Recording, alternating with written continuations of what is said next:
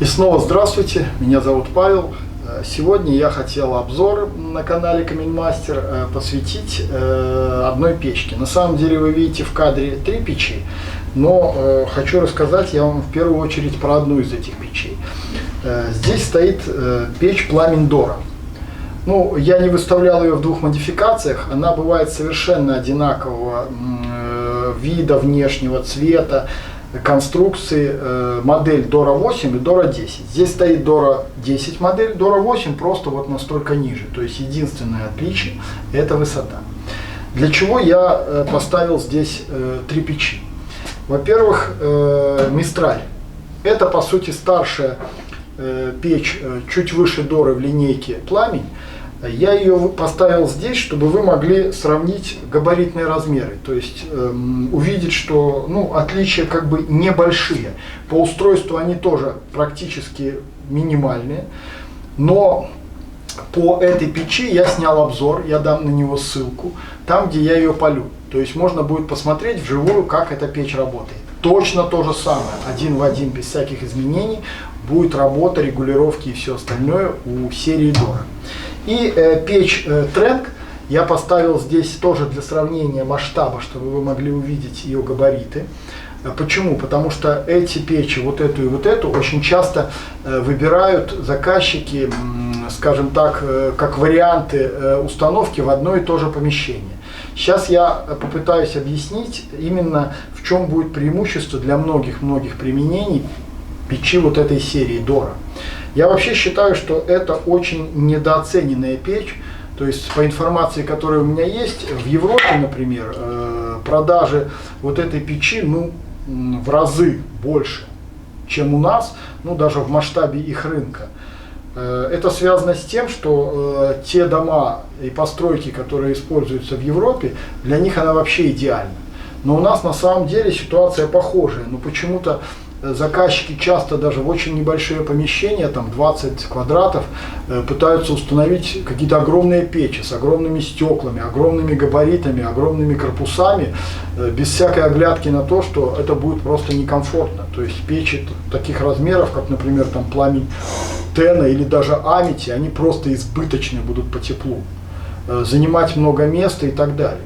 Поэтому в первую очередь то, что я сниму, будет интересно не только, скажем, пользователям каких-то небольших дачных домиков, которых массы в Беларуси и в России, но и пользователям, даже там обеспеченным заказчикам, у которых там какие-то огромные коттеджи или что-то, но есть помещения, которые требуют изолированного обогрева. Это могут быть какие-то террасы, комнаты отдыха в бане, различные помещения там пристроенные, встроенные, чердачные, то есть там бильярдные и так далее, где надо обогрев или надо эстетика, но при этом заказчик не хочет в это помещение тратиться на дорогой дымоход, на какую-то сложную дорогую печь. Но в то же время надо, чтобы все-таки вид был красивый, аккуратный, печь была презентабельна, чтобы был вид огня и чтобы она отапливала.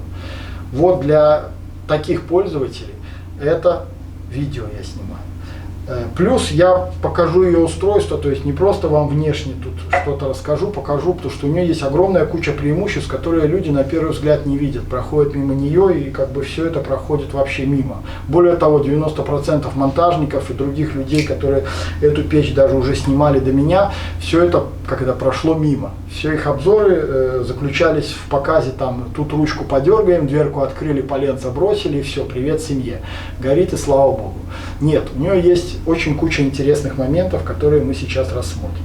Значит, вы поняли, что вот смотреть горение, откроете обзор вот этой печи.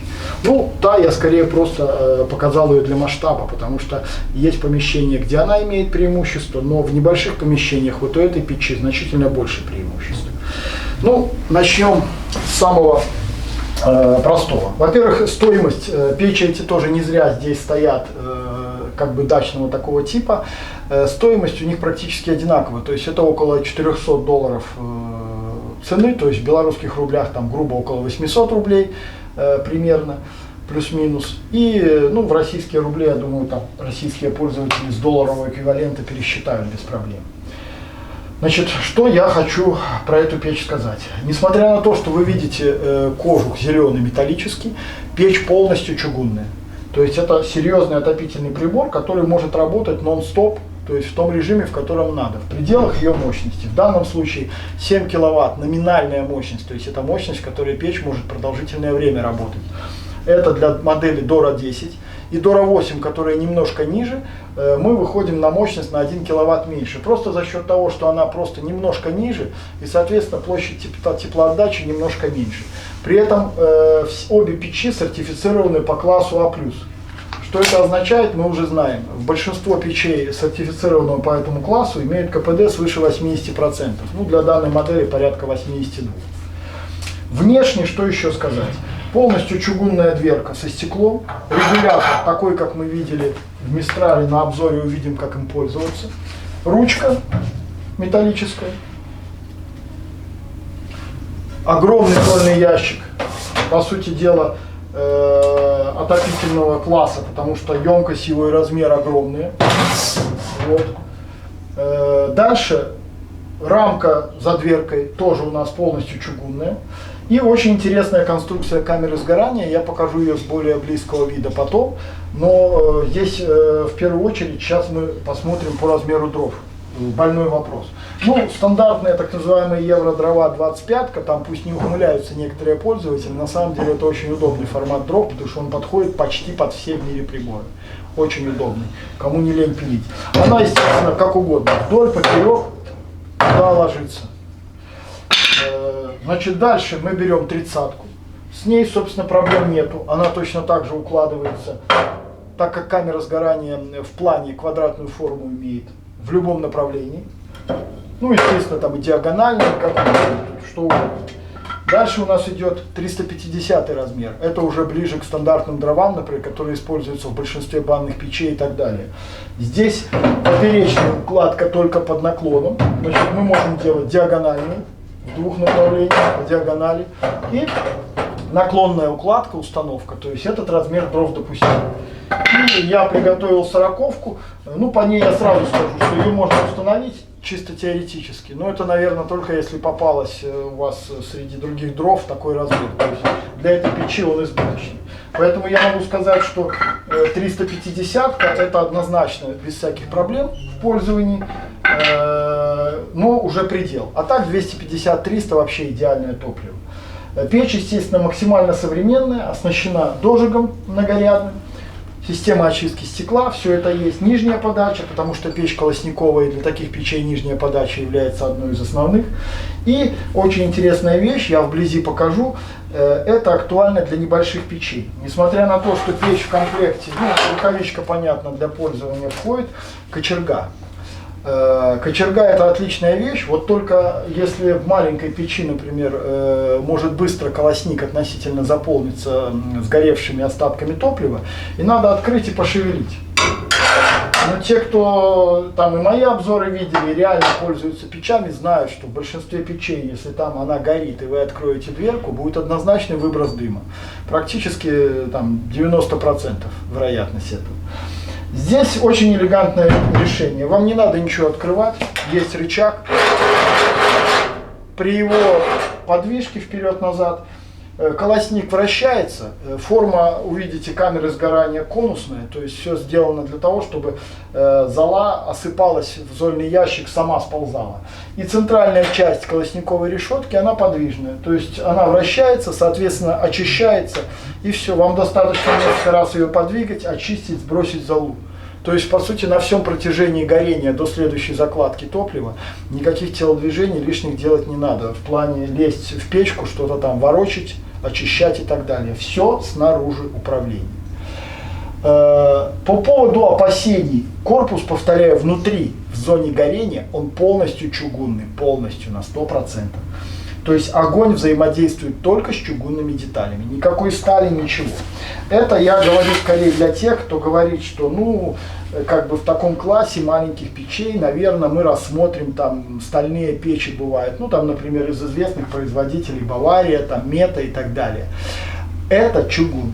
То есть ресурс такой печи существенно выше любой стальной печи, которая при интенсивной эксплуатации может там и 3-5 лет не прослужить. Ну, правда, если редко и аккуратно топить, там стальная печь бывает и десятку выхаживает. Но у чугунной печи в любом случае при такой же эксплуатации срок службы будет в разы больше. И еще один момент, который все забывают. Рано или поздно все ломается. Так вот, если сгорит стальная печь со стальным корпусом, то ремонт ее чаще всего вообще невозможен, потому что основные элементы печи собраны путем сварки. И, соответственно, прогар означает выброс. Мы не берем какие-то там латки поставить, тут подпереть, там подделать. Это ерунда, это временные меры. Здесь я покажу устройство печи. Чугунная печь сделана фрагментарными такими пластинами защитными. Мне потребуется, наверное, минута, чтобы ее разобрать практически полностью и показать вам, что ее ремонт производится просто заменой совершенно одинаковых унифицированных пластин. Пока нужды такой не было, но я отдаю себе отчет, что у меня там статистика например, за 2-3 года, там где-то в Европе она больше, что рано или поздно такая необходимость возникнет. И у заказчиков этих печей, пользователей, никаких проблем не будет. Они просто быстро и четко ее отремонтируют.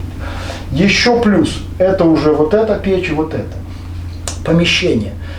Почему я вначале говорил, для кого это в первую очередь интересно, независимо от размера общего дома и так далее. Сама печь, восьмерка, десятка, они могут обслуживать помещение, если стандартная высота потолка брать там грубо 2,5 метра, это где-то от 15 квадратных метров до 70. Но надо понимать, что 70 квадратных метров это там абсолютный максимум, это очень идеальное утепленное помещение или где печь работает как вспомогательный прибор. Цифра уже там ближе, скажем, до 40 квадратных метров. Это совершенно реальная для этих печей площадь, на которой можно как бы жить. Но это в основном однообъемное помещение, тоже очень хорошо утепленное. И площадь там 20, 25, 30 квадратов совершенно для печи вообще норма. То есть это идеально для нее. Там, где она просто работает, без напряга, без ничего, вы можете ее не в максимальном режиме топить и так далее. Но и бывает в домах, особенно старые дачи, комнаты отдыха у заказчиков в банях, какие-то мансардные помещения, они уменьшенного объема. То есть, например, низкие потолки, небольшая площадь. Иногда мы сталкиваемся с тем, что комната может быть 9-12 квадратных метров всего лишь по полу площадь. Если вы установите туда вот эту печь, она справится, никаких сомнений вообще нету.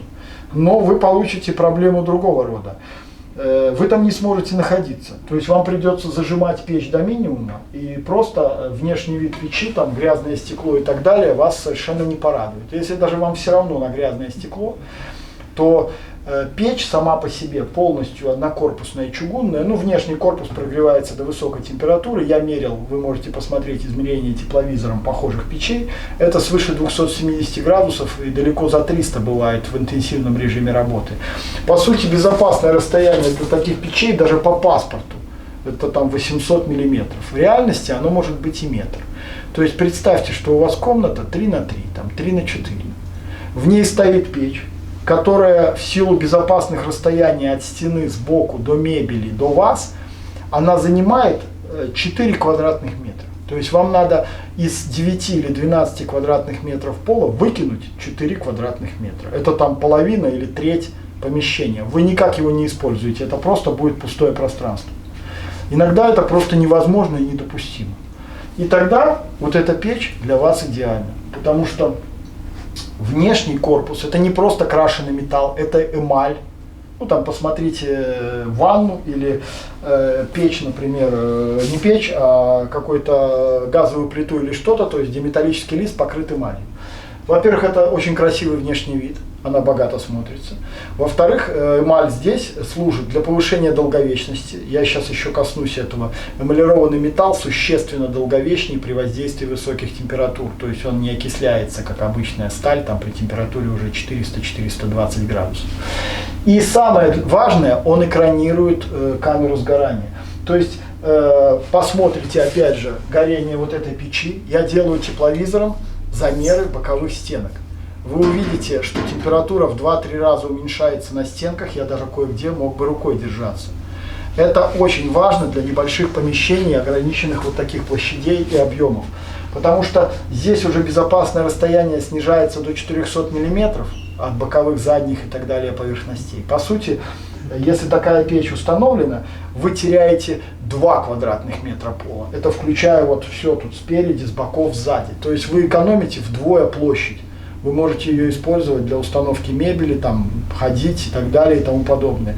То есть печь мало того, что сама компактная, она еще позволяет вам максимум эффективно использовать свой объем. При этом без всякого ущерба для отопления. Потому что на самом деле, в первую очередь, отличие вот этих печей по мощности, там порядка 20%, да, это проигрывает по объему камеры сгорания. Но не нужно для маленького помещения такой избыток. Достаточно вполне вот этой камеры сгорания, вот этого стекла, которое, замечу, больше, чем вот в этой модели, при похожей цене печей. При этом, на мой взгляд, все-таки внешний вид намного элегантнее, то есть она смотрится красивее, богаче. При этом, повторяю, цена ее совсем небольшая. Даже пенсионер российский, белорусский, либо за свою там месячную пенсию может себе позволить такую печь, либо как покупают многие в рассрочку, но это вообще на уровне похода в магазин. Если там на год, например, поделить ее стоимость. Повторяю, печь будет служить вам далеко не год. Речь идет о десятке лет и больше при аккуратном обращении. Вот, что я хотел сказать по поводу моментов. Сейчас я вам покажу некоторые нюансы, которые вас еще больше в ваших глазах подымут эту печь. Потому что действительно ремонтопригодность и удобство просто на очень высоком уровне. Сейчас я сделаю быструю разборку, покажу вам внутреннее устройство. Смотрите, как все просто делается. Я беру шуруповерт.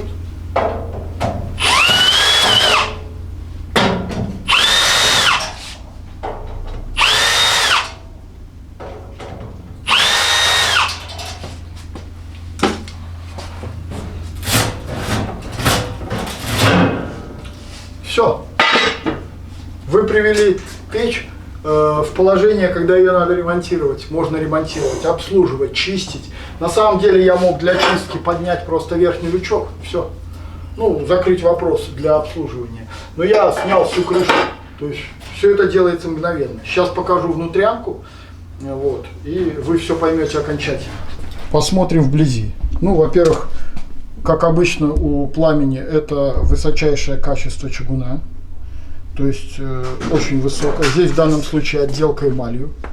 То есть передняя рамка не окрашена, а эмалирована. Соответственно, качество просто изумительное. Это однозначно премиум, несмотря на цену печи. Такое бывает, к счастью. Значит, дальше. Я обещал вам камеру сгорания. Посмотрите. Вот это вот скошенные части, чтобы все сыпалось сюда. Подвижность решетки. Обратите внимание, камера сегментирована, то есть сделаны отдельные элементы. Это ремонтопригодность и фактически деформация, то есть детали при нагреве деформируются по отдельности. Соответственно, вероятность разрушения маленькой панели намного ниже при интенсивной топке. Детальки полностью унифицированы. Далее. Зуб чугунный. Мы видим, что все горит только в чугуне, никаких стальных деталей. Здесь обратная сторона регулировки, система подачи воздуха, очистки стекла, огромный зольник. Глубокий, он глубиной на большую часть моей ладони. Удобная стальная ручка. Значит, теперь смотрим сверху. Вот. Дымовые газы проходят вот здесь и сразу поступают вот в этот патрубок. То есть мы фактически нигде не касаемся стенок. Хотя они металлические, эмалированные, для того, чтобы не дать металлу даже от какого-то минимального нагрева, хотя, повторяю, здесь температура снаружи не превышает там 100 с небольшим, 100 градусов, 90, то есть она мизер. Даже обычный стальной лист легко выдержит. Я вам сейчас докажу. Вот эмалированный корпус. Видите? Сейчас я вам покажу дымоход эмалированный. Смотрите, пожалуйста. Это Йотул, производитель данного дымохода. По крайней мере, поставляем мы его таким образом. Для чего я его показываю? Толщина данного дымохода эмалированного, толщина здесь совершенно одинаковая. Этот дымоход позиционируется как одно из самых надежных устройств. У него толщина существенно меньше, чем, например, черные трубы 2 мм, которые мы устанавливаем. Здесь уровень нержавейки 0,8 мм, 1,2 для разных модификаций. Но благодаря эмали не происходит прогорание, то есть металл не взаимодействует с дымовыми газами, соответственно, нет никаких проблем, и она может служить также годами и десятилетиями. Это для тех, кто опасается. Но повторяю, в данной печи горение там, то есть только какие-то там касания там дымовых газов при выбросе, когда вы подтормаживаете, режим работы меняете, могут как-то воздействовать здесь. Все, естественно, чистится, обслуживается в 3 секунды. Вот здесь вот этот вот зуб, я его не буду снимать, он здесь подклеен на герметик, вот здесь вот. Но вот таким движением его раз, мы поднимаем, и все. Нам доступна полностью камера сгорания. То есть все пластины, которые расположены под ним, они вон лежат, вы их видите. Все. Подняв этот зуб, мы просто вот эти пластины вынимаем вверх, как карточки. Раз, два, три, 4, 5, 6. Все. Весь ремонт, грубо говоря, занимает 5 минут вместе с поиском шуруповерта. И никаких проблем. Вот печь со снятой крышечкой. Сейчас я установлю крышечку на место. Я надеюсь, вы убедились, как просто все делается. Вот я еще дам как бы со всех сторон вид. Ну, пока со снятой крышкой. К слову, видны на задней панели, если вы посмотрите. Ну, помимо обычной таблички, где вы можете увидеть характеристики печи. Вот это, в частности, воздух поступает отсюда, который используется потом для дожига, выходит в камеру сгорания. Вот такая конструкция, очень аккуратный и шов, все очень-очень аккуратно со всех сторон. Значит, еще раз про эмаль. Значит, корпус печи, вот дымоход, это все одно и то же. Один и тот же материал, одинаковое покрытие. Оно очень долговечное, иначе бы никогда не были сертифицированы вот такие трубы для применения, тем более в дорогих высококлассных печах, там, как Довре, Йотул и так далее. Соответственно, нет никаких опасений, что эта оболочка может каким-то образом выйти из строя там, быстрее, к примеру, чем дымоход или основной корпус печи. И повторяю, стальной кожух внешне не означает, что печь стальная. Стальная печь – это там, где материал камеры сгорания выполнен из стали. Если материал камеры сгорания из чугуна, печь всегда считается чугунным. Внешняя оболочка – это просто декоративная часть. То есть внешняя оболочка – это может быть камень, металл, там, ну, в зависимости от класса производителя любой материал. Горение происходит в чугуне. Сейчас я установлю крышку. Заметьте, это все делается очень просто. Не надо никаких специнструментов, навыков или чего-то. Все. Сюда 4 самореза и все готово. Лючок для обслуживания, который я уронил на чугунный зуб. Вот. И печь, применение этой печи – это небольшие помещения.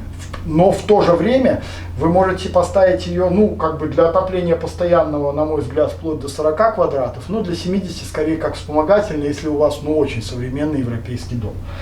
Но в помещениях 9, 12, 15, я бы сказал 20-25 квадратов, это вообще незаменимая печь, на мой взгляд. Повторяю, если высота кажется избыточной, 8, вы потеряете всего киловатт мощности без единого изменения внутри. То есть они полностью 100% унифицированы. В то же время, по сравнению с этой печью, которая в этом же классе выступает, вы экономите существенную разницу, примерно 25, там вплоть до 30% стоимости. А по сравнению с вот этим конкурентом, я снимал обзор, обратите внимание, эту печь с ее конкурентами, это йотуловские печи 602, там, например, 601, и Бахта, печь российского производства. Здесь, независимо, какую бы вы из перечисленных печей такого типа выбрали, ну, к примеру, вот этот Тренк, вы выиграете в первую очередь по используемому пространству. То есть место, которое фактически придется убрать из использования, то есть площадь, которая будет мертвая, там не будет мебели или чего-то еще. У этих печей будет в 2, а иногда в 3 раза больше, чем у этой печи. То есть она очень бережно относится к вашему пространству. Ну, я уже молчу, что это, наверное, одна из немногих печей, где касание боковой части корпуса там рукой случайно или что-то, ну, может дискомфорт вы легкий почувствуете. А здесь, ну, останется кожа, к сожалению, на печи. Это надо понимать. Хотя это в основном случайные вещи, то есть никто не касается специально. Вот. Да и случайно редко, ну, мало ли что-то. Здесь все полностью исключено. То есть корпус максимально холодный. Защита стен, мебели и так далее максимально дешевая для этих печей. То есть, по сути, вы решаете свои проблемы с огнем, с горением, с отоплением, все. Причем за очень умеренные небольшие деньги. И если все-таки когда-то что-то случится с ней, ремонт ее, ну, надо совсем быть, ну, отверткой не уметь пользоваться, чтобы не отремонтировать самостоятельно эту печь. Поверьте, есть печи, я там, ну, это как бы брендовые производители с очень сложным устройством и так далее. Вот у меня, например, там 371 йотл стоит. Уж поверьте мне, его даже смонтировать надо пройти обучение на заводе, чтобы понять, что где вкручивать и выкручивать. А без инструкции, хорошего знания и набора инструментов к ним лучше даже не подходите близко. Там надо хорошо попотеть, чтобы один поддерживал, другой вытягивал, крутил, вертел, и на это может уйти полное обслуживание, там можно и полдня убить. Вот. Здесь, ну, вообще все просто, как детский конструктор. При этом надежно и красиво.